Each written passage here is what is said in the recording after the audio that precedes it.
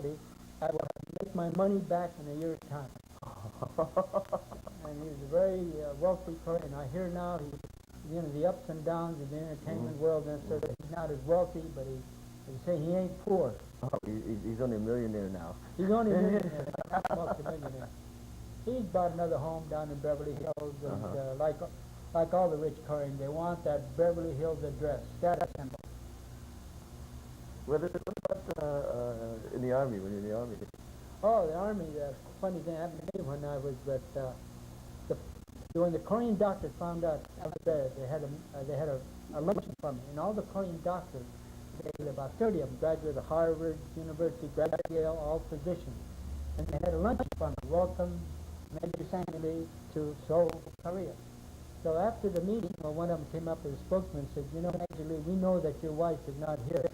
So our consensus opinion that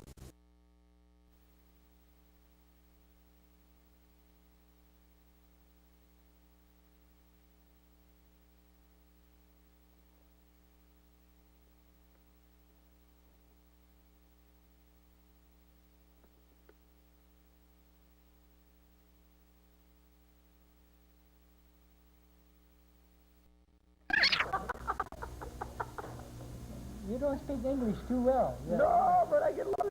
I like you though. As you say, you know what oral sex is in Chinese? No. Tongue chow. Oh.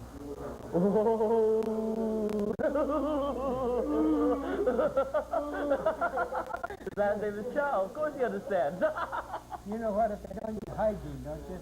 What? Tongue chow, yuck. Oh.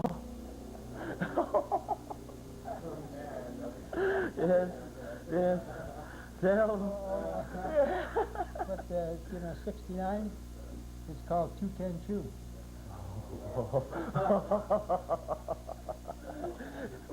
And as we were saying, and your wife wasn't there. Yeah. And let's go to the part about the Korean doctors again. Oh yeah, they said, well, the consensus opinion now is that we agree that your wife is not here, that it is legal and honorable to get a mistress. I said, gee, that's wonderful. He said, but one word of warning, the first woman you go to bed with, it will probably be broadcast from Seoul to Busan. He says, you're on your own. So when I went to the Korean White House, they signaled me had an ear infection. I asked Madam Rhee, I said, Madam Rhee, I just got the okay from the Medical Association to get a girlfriend. So what do you think about Madam Rhee? Yeah. They said, oh, Sammy, they all do it. She said, when General Hodges was here, he said his wife made a surprise visit. And his girlfriend was in there, and we had to suit her up like she's one of the servants. And she's crashing the dishes down, and she's very upset in the Korean temperament. And the wife was wondering why the maid was so and hit the dishes down. But after she left in 3 days, everything was back to normal. So they all do it. You can do what you want. And this Sigmund Rhee gives you this advice. Yeah, give me this advice. So when Sigmund Rhee walked in, she went, she just went like that to me. What was Sigmund Rhee said to you? Well, I never discussed that with Sigmund Rhee. In fact, you remember the Lockheed scandal? There was a Japanese boy by the name of, I can't think of his name, Shig Katayama. He was on the Lockheed scandal. Well, this was in '53 when there were more shells, brass casings fired in Korea during the Korean War than all of World War II. And Shig Katayama and Jason Lee came to me and said, hey, Sam, you want to be a millionaire before you leave the Army? I said, oh, I wouldn't mind that at all. So you get Sigmund Rhee to give us 2 shiploads of brass, all those brass casings, and we'll deposit $1 million for you per ship in Switzerland and give you a Swiss bank account. How tempting that was. As I was sitting out of there, I just ate. We signed this thing, trying to be a millionaire, and the hell with everything else. But unfortunately, or my moral principles did not allow me to do that. I thought, nah. Huh? And what year was that? How dumb can you be? What year was that? 1953. $2 million in 1953. What would that be worth today? Oh, my God. Oh, God. And I guess even the IRS couldn't have even touched that. You know, our local Gestapo. And if you had never touched it, you'd still be in good shape. Boy, just, geez. When I said, dear Lord, give me another chance, and my reincarnation, I'm going to come back as a hustler. What do you see now? I mean, you've reached this point, and things are starting to, you know, we've asked you to do this, and. What would I do differently? Yeah. Well, one thing, I wouldn't trust so many people, business-wise. Like in sports, I figured nobody's out to hurt you. But I find, like business-wise, that I had made a lot of lousy investments. And so I said, I'll have to live another lifetime to get out of these lousy investments I made. Mm.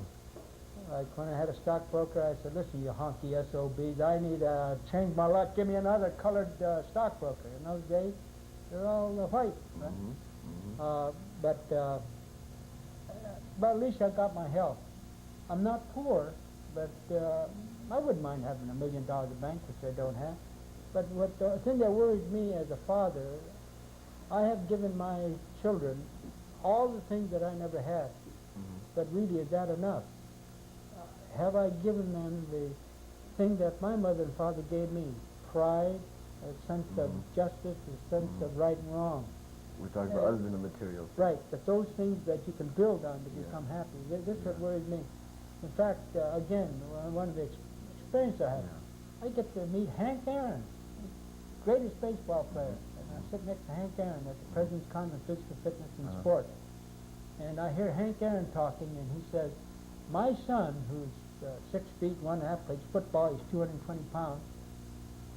When my children went to college, he said, I bought my daughter an automobile, and I told her that that automobile is to eventually go to your 2 sisters and the son, who's the youngest. He said, boy, those 3 kids watch that kid. He said, because I didn't want to spoil them.